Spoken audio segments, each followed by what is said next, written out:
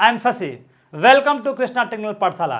जैसा कि हमने इसके लास्ट वाले वीडियो में ईजी के क्लास में हमने आपको लाइव क्लास में सीट, ड्राइंग टेबल का डायमेंशन आपने बता दिया था और लाइव क्लासेज में हमने आपको बता दिया था कि सीट को कैसे हम लोग लगाते हैं और ड्राफ्टर को कैसे यूज करते हैं और उसको बाउंड्री लाइन यानी कि लेआउट कैसे करते हैं। यदि ये वीडियो आप हमारा नहीं देखे होंगे तो हमारा आई बटन पे आप जाकर आप देख सकते हैं, उसका लिंक आपका डिस्क्रिप्शन में आपका दे दिया गया है। चलिए, तो हम हमारा जो आपका टॉपिक है, आज का टॉपिक कन्वेंशंस ऑफ लाइन, यानी कि लाइन का प्रतीक, यानी कि हम लोग जो लाइन हम देख पाते हैं या बनाएंगे, लाइन बहुत तरह का होगा।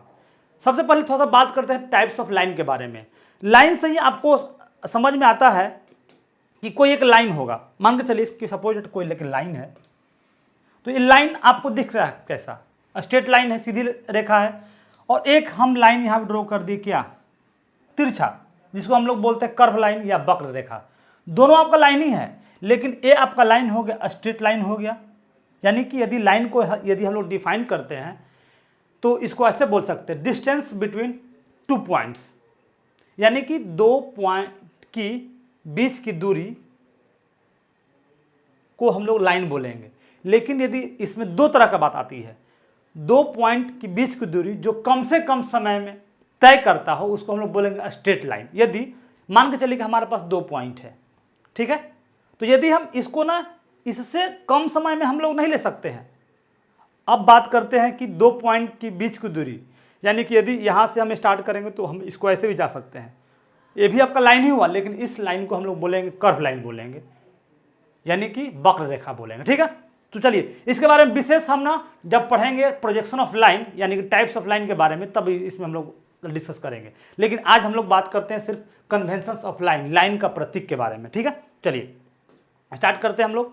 देखिए, सबसे पहले हम बात कर लेते हैं, लाइन जो आपका होगा ना, ये आपका ग्रेड में रखा गया है, ए से लेके आपका दिया गया है A B C D E F G H, I को नहीं रखा गया है, एच जे और के, यानी कि पूरा लाइन आपका 10 तरह के लाइन है। ये वीडियो हमारा दो पार्ट में आपका होगा। एक आपका वीडियो जो लाइन का होगा, कन्वेंशंस ऑफ लाइन, दो पार्ट में हम इसको डालेंगे। ये अब हमारा वीडियो फर्स्ट होगा, इसके बाद हम डालेंगे सेकेंड टॉपिक। फर्स्ट में हम सिर्फ बात करेंगे सिर्फ लाइन का फर्स्ट यानी कि ए और बी के बारे में, इसलिए कि वीडियो आपका लंबा होगा। तो वीडियो को आप शुरू से लेकर लास्ट तक देखेंगे, तभी ये वीडियो आपको समझ में आएगा।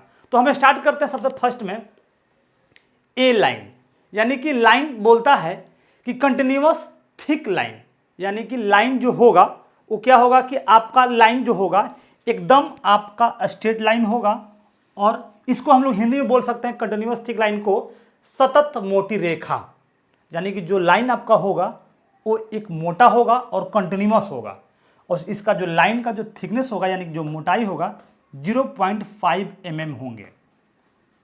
क्लियर।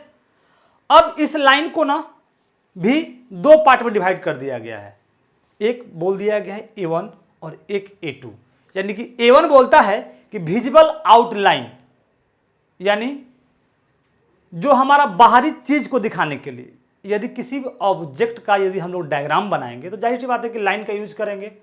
वहाँ पे हम जो लाइन यूज करेंगे उसको यूज करेंगे A1, और यहाँ पे हम यूज करेंगे विजिबल एज।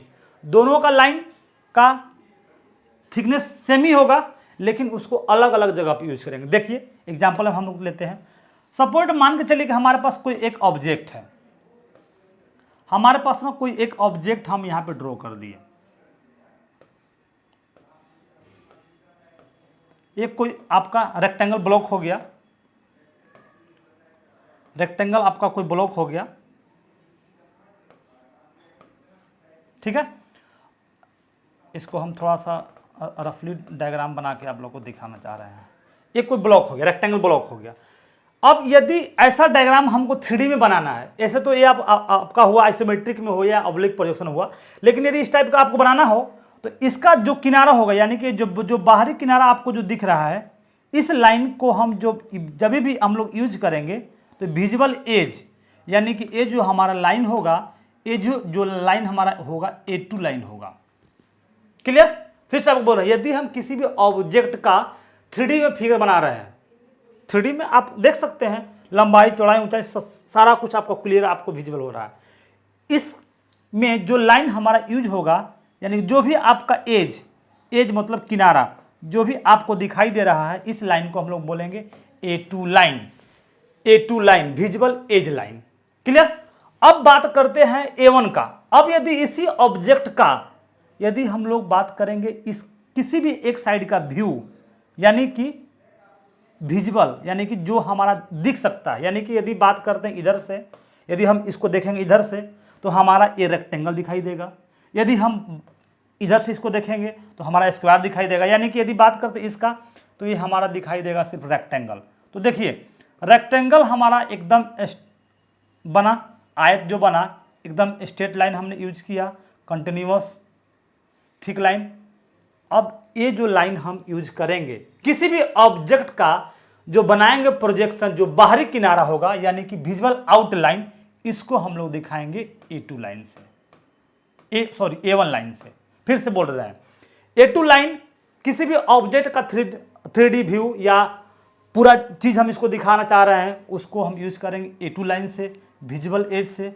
और यदि किसी भी ऑब्जेक्ट का यदि कोई प्रोजेक्शन टॉप व्यू हो, फ्रंट व्यू हो, हम आगे बात करेंगे कि टॉप व्यू फ्रंट व्यू क्या होगा, लेकिन आप समझ सकते हैं इस वीडियो के थ्रू, इस इमेज के थ्रू कोई भी व्यू हमारा बनेगा जो हम कोई भी एक व्यू दिखाएंगे यानी कि बाहरी रेखा से, उसी को हम लोग बोलेंगे A1 लाइन। ठीक है।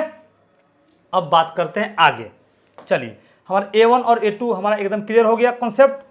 चलिए अब बात करते हैं number 2 B line. B line बोलता है कि continuous thin line and curve line. ध्यान दीजिएगा, फर्स्ट में था आपका कंटिन्यूअस थिक लाइन, थिक और थिन बस दोनों में अंतर यही है, थिक मतलब मोटा और थिन मतलब पतला। ये हमारा 0.5 mm था और ये हमारा हो गया 0.3 mm। वीडियो में आपको स्पष्ट क्लियर दिख रहा होगा कि जो लाइन हमारा मोटा है वो आपको मोटा से हम आपको रिप्रेजेंट किए हैं, और जो लाइन पतला था उसको हम पतला से दिखाएं ताकि आपको एकदम समझ में आ जाए। इस लाइन का मोटाई आपका 0.3 mm होगा। ठीक है। लाइन कंटिन्यूअस होगा, थिन होगा और कर्व भी हो सकता है, यानी कि इसको हिंदी में भी बात कर देंगे सतत पतली रेखा या वक्र रेखा। अब देखिए बी लाइन को हम लोग ना 9 प्रकार में रखे हुए हैं, यानी कि बी का 9। देखिए सबसे इंपॉर्टेंट क्वेश्चन है ये, आपके ऑब्जेक्टिव क्वेश्चन डिप्लोमा में तो आएंगे ही आएंगे, सारे जितने भी आपके मतलब प्रतियोगिता परीक्षाएं हैं, कंपटीशन की परीक्षाएं, खासकर टेक्निकल जैसे रेलवे हो गया, BPSC हो गया, UPSC हो गया, खासकर जो टेक्निकल से बिलोंग करते हैं स्टूडेंट या सिलेबस, वो आपके इस सारे लाइन पूछे गए हैं और पूछे जाएंगे। ठीक है। सबसे इंपॉर्टेंट आपका बी है, इसलिए ये वीडियो को हमने 2 पार्ट में बनाया। अब बात करते हैं B, B1, B2, B3, B4, B5, B6, B7, B8 और B9। हम लोग अब बात करते हैं B1। बी लाइन एक ही होगा, कंटिन्यूअस होगा, थिन होगा और कर्व होगा, जिसका मोटाई आपका 0.3 mm होगा। वही लाइन को हम लोग अलग अलग कैटेगरी में भी रख लिए हैं। B1 लाइन जो होगा हमेशा आपका इमेजिनरी लाइन होगा एंड प्रोजेक्शन लाइन होगा। इमेजिनरी मतलब क्या, इमेजिंग किया हुआ, छायांकन किया हुआ। जैसे एग्जांपल के तौर पे हम यहाँ पे एक डायग्राम बना रहे हैं, आप ना इस डायग्राम को स्पष्ट आप जानते होंगे कि किस चीज का डायग्राम है।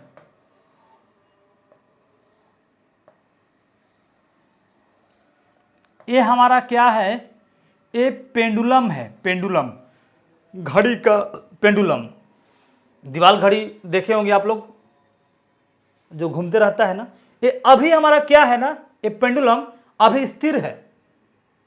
हमने पहले बोल दिया जो drawing is the language of engineer, यानी कि जो ड्राइंग है वो इंजीनियर की भाषा है।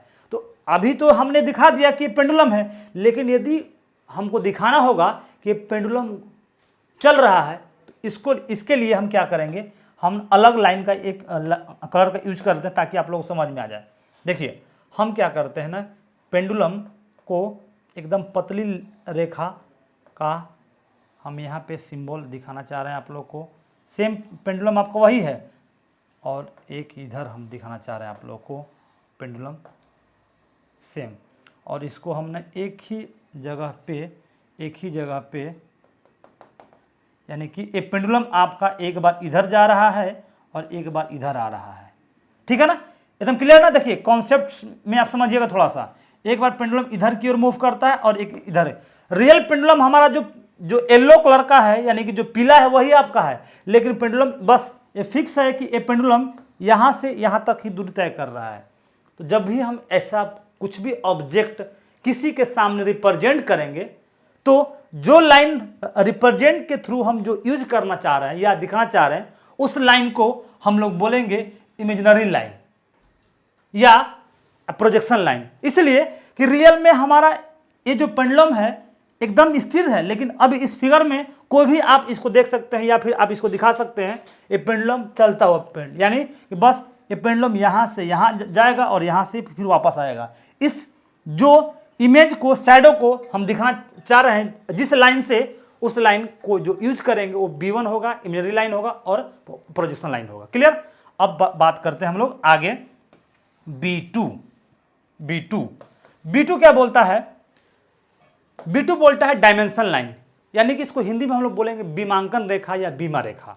बीमा रेखा यदि जो B2 लाइन है हमेशा आपको ड्राइंग में यूज करना हो, इसलिए कहाँ पे इस लाइन को हम लोग कहाँ पे यूज करते हैं और इस लाइन का नाम क्या है। हमने आपको ना जब डायमेंशन टेक्निक आपको बताया था, उसमें हमने ना बीमा रेखा के बारे में बताया था, लेकिन उस बीमा रेखा को क्या बोलते हैं, यही हमारा B2 लाइन से रिप्रेजेंट करते हैं। ठीक है, तो आपके ऑब्जेक्टिव क्वेश्चन में आपका पूछ सकता है कि बीमा रेखा को हम लोग रिप्रेजेंट करते हैं। ऑब्जेक्टिव क्वेश्चन में ए में बोलेगा B1, 2 में बोलेगा B2, 3 में बोलेगा B3, 4 में बोलेगा इनमें से कोई नहीं। आपको जो आएगा ऑप्शन वो आपको लगा देना होगा।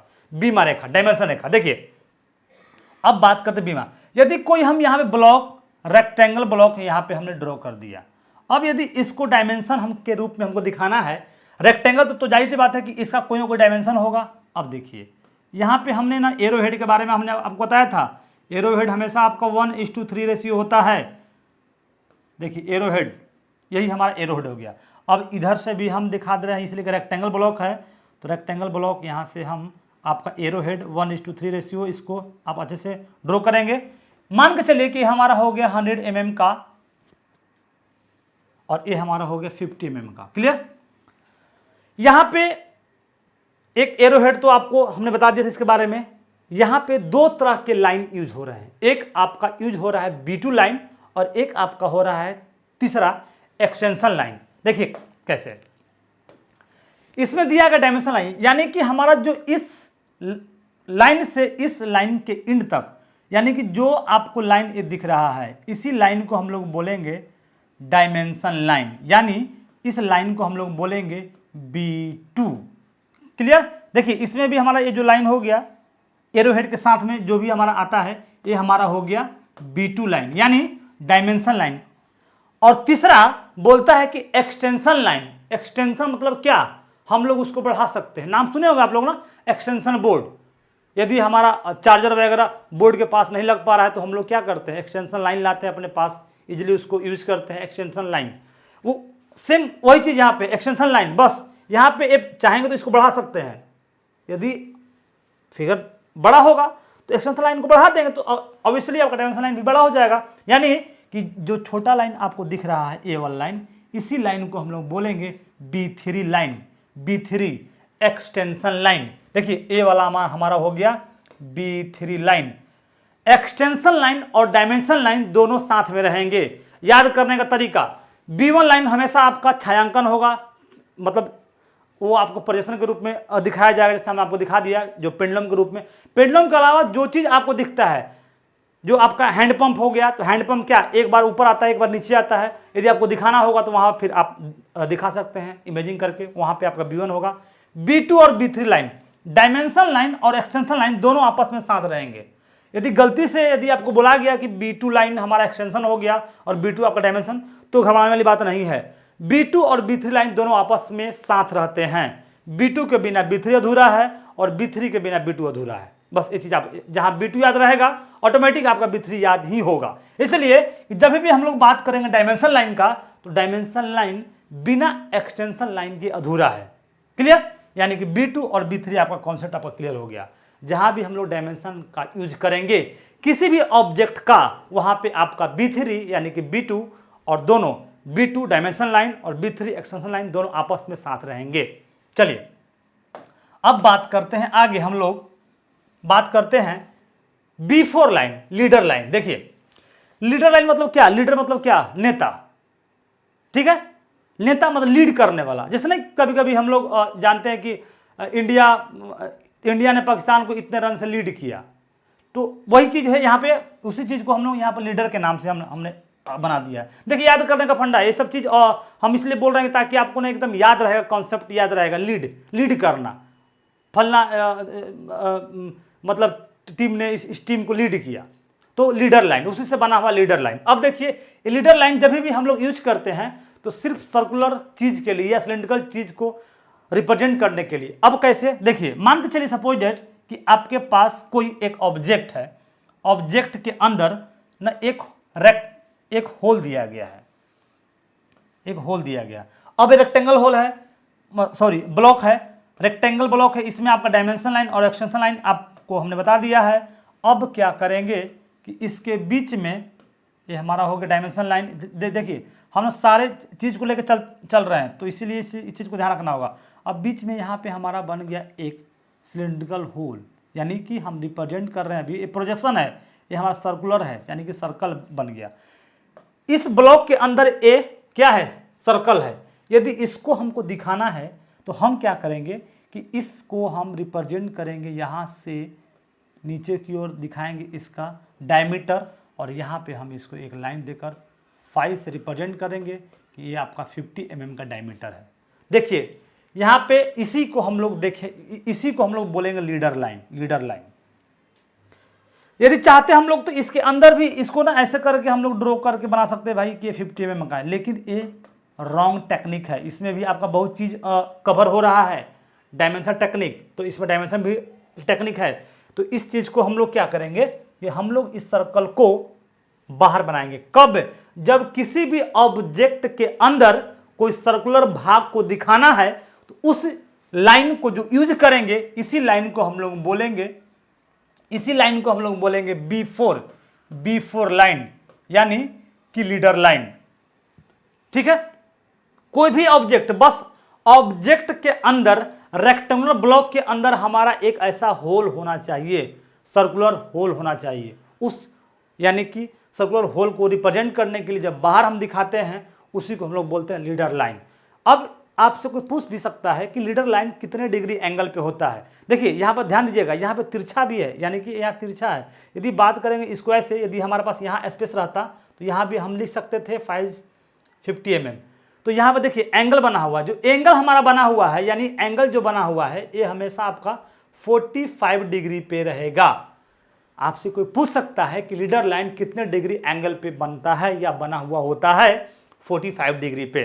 क्लियर, हमारा हो गया लीडर लाइन। ठीक है, चलिए अब आगे चलते हैं। देखिए याद करने का फंडा, आप कुछ भी समझ के अपने हिसाब से आप इस चीज़ को समझेंगे, leader line, extension line, dimension line, imaginary line. अब हम आगे बात करते हैं हैचिंग लाइन। हैचिंग लाइन, देखिए हमारे पास ना एक कोई ब्लॉक है, कोई एक रेक्टेंगल ब्लॉक है। हमने क्या किया, इस ब्लॉक को यहाँ पे बना दिया। बनाने के बाद हमको लगेगा कि भाई इस ब्लॉक को ना कटिंग करना है, कटिंग करना है। तो कटिंग करने के लिए हम लोग क्या करेंगे, यहाँ पे इसको ना कटिंग करके इसको हम लोग भाग से ऐसे हम निकाल देंगे। ये हम आगे चलेंगे, बताएंगे।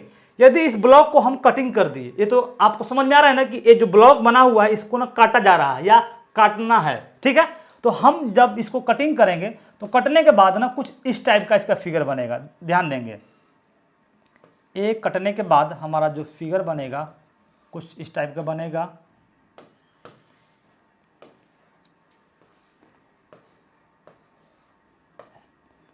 ये हमारा, ये देखिए हमारा कटिंग हो गया ब्लॉक, ये हमारा हो गया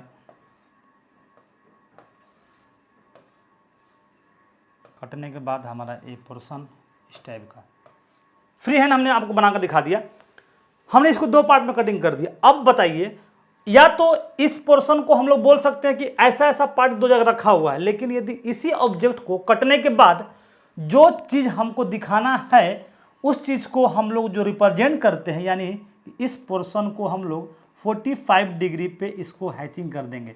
इससे समझ में आपका आ जाएगा कि ये पोर्शन आपका कटा हुआ पार्ट है, यानी अभी ये पार्ट कटने वाला था, अब कटने के बाद ऐसा दिखेगा। यानी कि जो चीज अभी तो 3D में है, लेकिन यदि हमको दिखाना है व्यूइंग में, यानी कि यदि इस पोर्शन को यदि हम दिखाएंगे स्पष्ट क्लियर, तो हमारा एक छोटा सा ब्लॉक बनेगा इस टाइप का, हमारा एक छोटा सा ब्लॉक बनेगा। देखिए छोटा सा हमारा ब्लॉक बनेगा, ये छोटा सा रेक्टेंगल था, ये पोर्शन, ये पोर्शन जो हमारा ये वाला पोर्शन हम चाह रहे हैं आपको दिखाने के लिए, सिर्फ ये पोर्शन, ठीक है, ध्यान देंगे।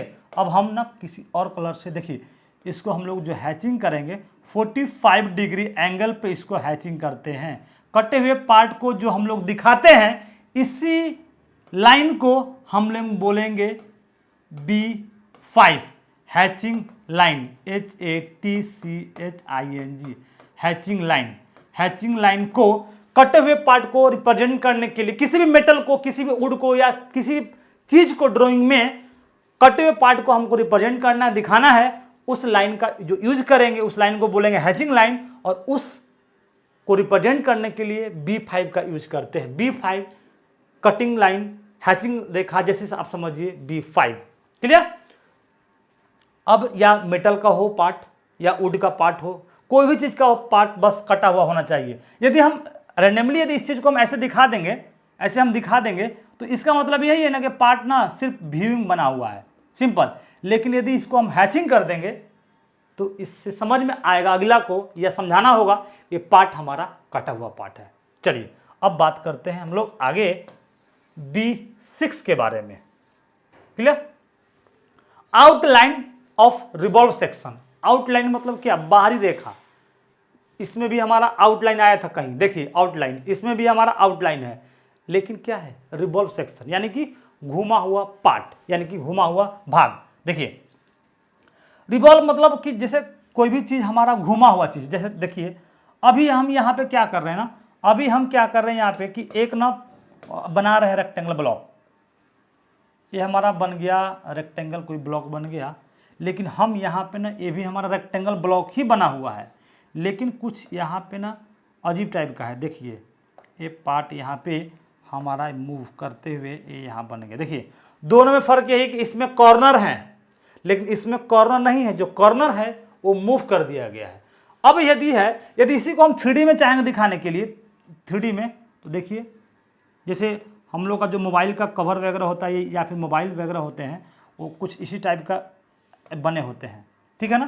देखिए ये 3D पार्ट है, ये 3D पार्ट आपको दिखा रहे हैं, देख, ठीक है। ये तो रेक्टेंगल हो गया, तो ये रेक्टेंगल इस टाइप का बन जाएगा, ठीक है ना। लेकिन दोनों में अंतर है, दोनों में आपका रेक्टेंगल ब्लॉक ही है, लेकिन यदि इसका हम लोग बनाएंगे प्रोजेक्शन, तो इसका तो प्रोजेक्शन जब भी बनेगा तो यहाँ पे A1 लाइन यूज होगा, लेकिन जब इसका प्रोजेक्शन हम बनाएंगे, तो जब इसका हम लोग बनाएंगे प्रोजेक्शन, तो इसका प्रोजेक्शन बनेगा इस टाइप का। देखिए ये बनेगा आपका सामने से ऐसे, देखिए ये जो पार्ट हमारा जो मूव किया, इसी पार्ट को हम लोग बोलेंगे रिवॉल्व सेक्शन, यानी कि ये जो हमारा लाइन जो यूज हुआ, इसी लाइन को हम लोग बोलेंगे B6 लाइन। ऐसा जहां भी आपको दिख जाए घुमा हुआ, या फिर कभी कभी ऐसा भी होता है, अब आपके दिमाग में आएगा कि सर सर्कल को, तो नहीं, सर्कल को आप लोग इसको नहीं दिखा सकते हैं, सिर्फ रेक्टेंगल पार्ट जहां उसका कॉर्नर घुमा हुआ, बस देखिए इतना ही चीज आपको घुमा हुआ है, इसी चीज को आप B6, जिसको हम लोग बोलेंगे outline of revolve section, that's solve. चलिए अब बात करते हैं आगे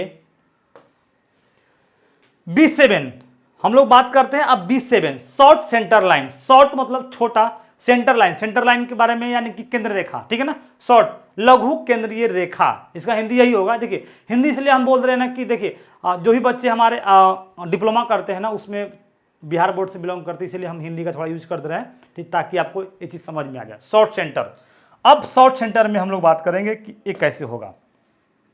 कोई रेक्टेंगल ब्लॉक है, देखिए रेक्टेंगल ब्लॉक का इसलिए हम नाम ले रहे हैं कि भाई ड्राइंग है तो कोई भी चीज़ रेक्टेंगल हो या मतलब आपका स्क्वायर हो, लेकिन रेक्टेंगल है कि हमारे पास स्पेस छोटा है, तो स्पेस छोटा के कारण हम हमेशा आपका बात कर लेते हैं रेक्टेंगल ब्लॉक का। चलिए ये हमारे पास है रेक्टेंगल ब्लॉक कोई, तो इस रेक्टेंगल ब्लॉक में क्या है ना कि इसमें होल दिया गया, कोई स्लैब है, लोहे का स्लैब है, कोई भी चीज़ का स्लैब है, इसमें ना क्या किया गया कि इस टाइप का ना आपका होल दिया गया है, होल है, इक्वली होल है।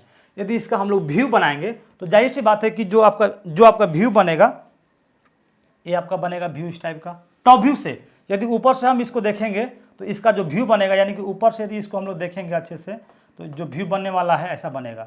ये हमारा हो गया रेक्टेंगल, इसके अंदर हमारे पास जो होल बना 1 2 3 4 है ना, 4 है। यदि मान लीजिए एक और 5 हो गया, ठीक है, 5 ही होल है। अब यदि इसको दिखाना है, अब ऐसा होल हमारे पास कम से कम 100 है, तो 100 है तो जाहिर सी बात है कि 100 तो होल दिखाएंगे नहीं। हमको क्या करना है कि यहाँ से ना इसका सेंटर को मिलाते हुए क्या करना है कि एक लाइन ड्रॉ कर देना है और सारे को हम लोग ना ऐसे क्रॉस कर देंगे। अब यदि एक्स्ट्रा हो तो आप प्लस, अब इसको प्लस प्लस प्लस, अब जितना ये आपका ना ये लाइन दिखेगा प्लस प्लस उतना हम गिन लेंगे। यदि 100 होगा तो 100 नहीं करेंगे, हम बस दिखा दिए कि इस टाइप के लाइन को दिखाने के लिए, रिप्रेजेंट करने के लिए, इस टाइप को इमेजिंग को मतलब प्रोजेक्शन को दिखाने के लिए जो लाइन हम लोग यूज करते हैं उसी को बोलते हैं short centre line. Short centre line तो आपका ऐसा होता है, एक बड़ा होता है एक छोटा होगा, एक बड़ा होगा एक छोटा होगा। आगे हम इसके बारे में आपको बताएंगे। चलिए अब हम आगे चलते हैं। बाकी यदि नहीं समझ में आता है तो आप हमारे कमेंट्स बॉक्स में आप जरूर डालेंगे ताकि हमें समझ में आ जाए कि आपको कहाँ से क्या कोई दिक्कत है। अब बात करते हैं, शॉर्ट सेंटर हो गया बी, बोलना। चलिए अब हम बात करते हैं B8 हमारा है आपका थ्रेड लाइन, यानी कि चूड़ीदार रेखा। चूड़ीदार हमने इसलिए बोल दिया कि थ्रेड मतलब धागा भी होता है ना, तो इसलिए हमने यहाँ पे लिख दिया चूड़ीदार। अब बात करते हैं थ्रेड मतलब क्या। आप लोग ना देखे होंगे नट बोल्ट्स, ठीक है। हम यहाँ पर एक डायग्राम बना रहे हैं, डायग्राम हेक्सागोनल डायग्राम है, हेक्सागोनल नट है, हेक्सागोनल नट।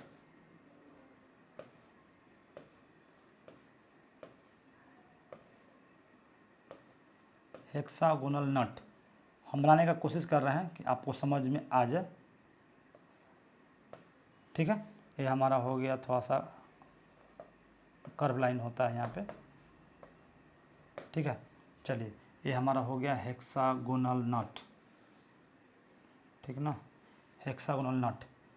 ये हमारा हो गया नट बोल्ट, ठीक है। अब हमारा क्या आता है कि कुछ के बाद यहाँ से ना ऐसे आपका इसमें थ्रेडिंग रहता है ताकि हमारा बोल्ट इजीली इसमें आ जाए, ठीक है ना। ये तो हमारा 3D में है, लेकिन यदि इसको हमको दिखाना होगा, प्रोजेक्शन दिखाना होगा, टॉप व्यू और फ्रंट व्यू, तो जाहिर सी बात है कि ये हमारा पोर्शन ऐसा बनेगा, इसका ये पोर्शन बनेगा, ये वाला ये बनेगा, इसका ये बनेगा, इसका ये बनेगा, और ये छोटा सा शॉर्ट बनेगा, ये बनेगा, और उसके बाद हमारा ये लाइन जो होगा, जितना बड़ा हमारा था बोल्ट था, नट था, वो बनेगा, और यहाँ से यहाँ तक ये बनेगा। और देखिए यदि इसके बाद हमको दिखाना होगा थ्रेडिंग लाइन, थ्रेड लाइन, तो बस हमको क्या करना है, यहाँ से इसको यहाँ से यहाँ तक ये हमारा थ्रेडिंग लाइन हो गया। क्लियर। देखिए इसलिए कि ये हमारा मतलब 3D में है नट, लेकिन यदि इसको हमको बनाना होगा, प्रोजेक्शन बनाना होगा, तो हमको ऐसे कटिंग नहीं करना है। ध्यान दीजिएगा, ये जो लाइन यहाँ से यहाँ तक जो हम लोग यूज किए, इसी लाइन को, जो लाइन यूज किया गया है, इसी लाइन को हम लोग बोलेंगे B8 थ्रेड लाइन या चूड़ीदार रेखा, गुना, जिसको हम लोग नहीं बोलते हैं कि गुना काटना है, गुना चढ़ाना है, वही हमारा हो गया गुना लाइन या थ्रेड लाइन या चूड़ीदार रेखा, ठीक है, जैसे आप समझिए, ठीक है। इसी को बोलते हैं B8 लाइन। अब चलते हैं आगे। अब लास्ट हमारा है B9 डायगोनल लाइन, यानी कि विकर्ण रेखा, डायगोनल लाइन विकर्ण रेखा। देखिए डायगोनल से ही समझ में आता है क्या, डायगोनल विकर्ण रेखा आप लोग जानते होंगे, 8 9 में आप लोग पढ़े होंगे। यदि कोई यहाँ पे ब्लॉक बना हुआ है, स्क्वायर ब्लॉक बना हुआ है, यदि इस लाइन को हमको ना दिखाना है डायगोनल लाइन, तो इस कॉर्नर से इस कॉर्नर को हम लोग आपस में इसको मिला देंगे, यही हमारा जो लाइन बना, इसी को बोलते हैं हम लोग B9, यानी कि विकर्ण रेखा यानी विकर्ण रेखा B9। क्लियर। ये हमारा हो गया आज का टॉपिक, यानी कि फर्स्ट भाग। लाइन का हमारा ये फर्स्ट भाग है, सेकंड भाग जस्ट इसके बाद हम अपलोड करेंगे। तब तक आप इसको देखते रहिए। यदि मेरा वीडियो आपको अच्छा लगा होगा तो आप लाइक करेंगे और सब्सक्राइब जरूर करेंगे। और यदि इस वीडियो में यदि कुछ भी आपको समझ में नहीं आया होगा तो कमेंट्स बॉक्स में आप जरूर डालेंगे। तब तक के लिए नमस्कार, जय हिंद।